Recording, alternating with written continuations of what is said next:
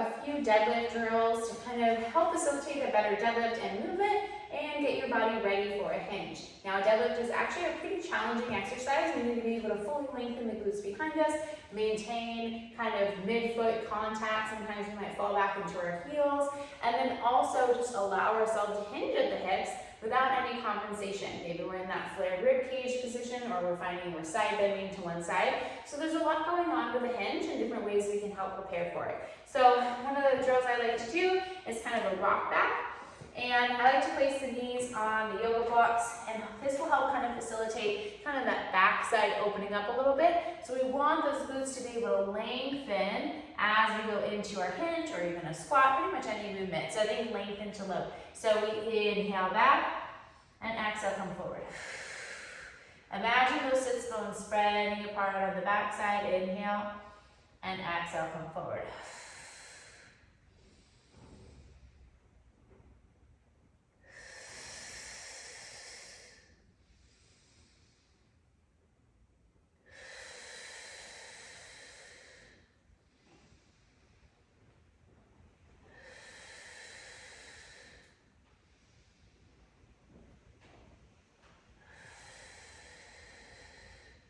As you inhale, feel the booty lengthen, and exhale, come forward. As you rock back, kind of tuning into your pelvis position. So watching that you don't tuck under or overly arch as you rock back. So you want to maintain that middle ground. So you inhale and feel that kind of length in the backside, and then exhale, pelvic floor lifts, come forward, inhale, rock back, and exhale, come forward. Now the blocks are going to kind of help facilitate getting a little bit more length and feeling that backside open up. From there, we'll kind of play around with a broomstick. So you can use broomstick, in this case the PVC pipe, kind of place it behind the body. And I'll show you an option if you don't love this, it's totally fine. So thinking about kind of those 3 points of contact behind the head, kind of the upper back, and then that low kind of sacrum area. So thinking about kind of hinging at the hips. So imagine someone came and karate chopped you at the hips, and you're thinking about inhale back, and exhale, come forward. So it's like a teeter-totter as you come back and up. You want to watch that you don't arch too much away from the PVC pipe.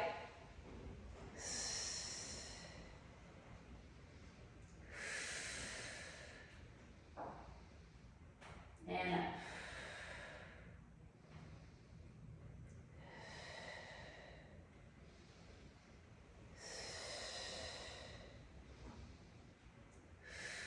So you can play around with the PVC pipe or broom, and then we'll kind of go to more of sensing kind of the mid-foot. So one thing I like to do is actually set up near a bench. So I'm going to kind of loop this around a little bit, and I have a bench right here.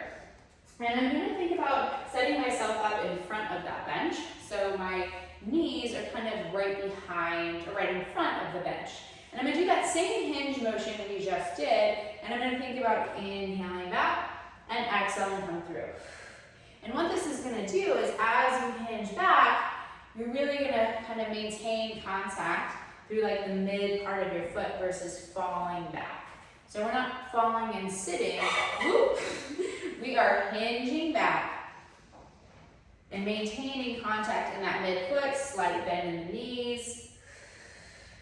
So thinking about that foot contact, and sometimes setting up in front of a bench can be a game changer for people as they learn to keep that contact. And now, kind of our last little thing is kind of the wall tap back. So I'm going to come back to the wall after we've played with the bench. And you can also place a yoga block between the thighs. And what that's going to do is kind of help open up the backside a little bit as well. And I'm going to go into that hinge position, imagining I'm tapping back the wall in space. I'm going to do a little bit of a tap back against the squat rack because the way my setup is. So I'm going to think about tapping the wall, in this case the squat rack, and I'm going to think about inhale down and exhale up. If you want to really feel length from the backside, you can even kind of point your toes inward a little bit and really think about those sits bones kind of spreading apart on the backside.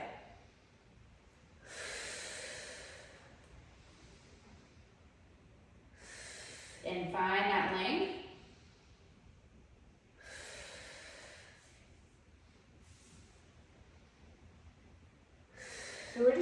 those wall tap backs so you can really sense what it feels like to get the booty back behind you.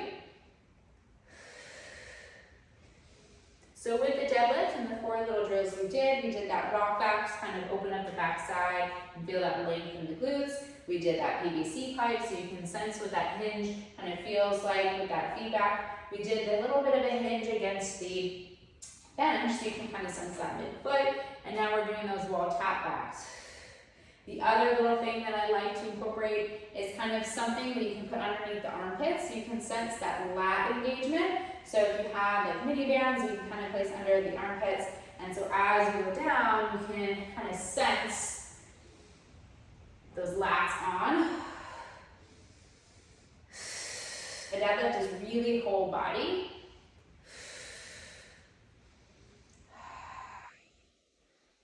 So imagine I have bands underneath my armpits. So 5 things you can think about in kind of prepping for a deadlift or running through different drills. You can think about opening up the backside. We did that with the rock backs. We can think about that broomstick just to kind of think about kind of our hip hinge. We can think about the bench tap back or the bench feedback so you can sense that midfoot and get some opportunity to kind of go back. We can get that tap back, and we can think about the armpits and the bands underneath to get those lats on to help facilitate the movement. Any questions? Please let me know.